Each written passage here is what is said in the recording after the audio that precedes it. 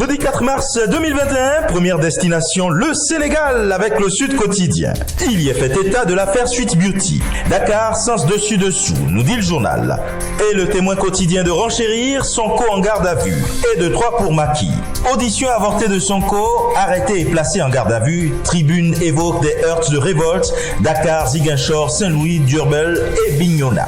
L'actualité est la même en manchette de Réumi Quotidien. Trouble à l'ordre public, les minutes de l'arrestation de Sonko proposées dans les colonnes de celui-ci. Libération ne change pas d'actualité.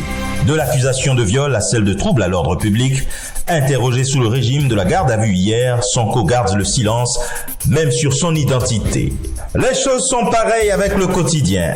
Arrestation de Ousmane Sonko, mercredi des cendres. Et le Soleil, lui, qui change complètement d'actualité. Macky Sall réceptionnant les 324 000 doses de Covax, l'effort d'acquisition des vaccins sera poursuivi, est-il promis.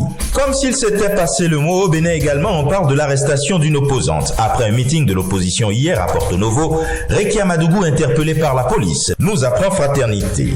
Et le matinal de renchérir. Cité dans une affaire d'association de malfaiteurs et de terrorisme, Rekia Madougou cueilli par la police.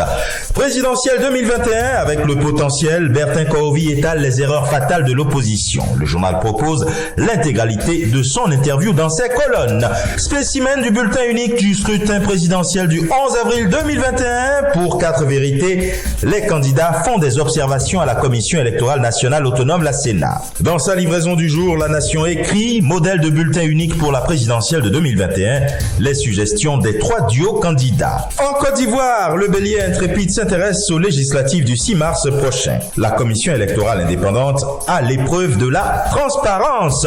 Législative 2021 également avec le Patriote, dernière ligne droite de la campagne. Le RHDP très fort. Pour Fraternité Matin, il est question de la rencontre Ouattara-Macron à l'Élysée. Coopération et questions régionales au centre de cet entretien.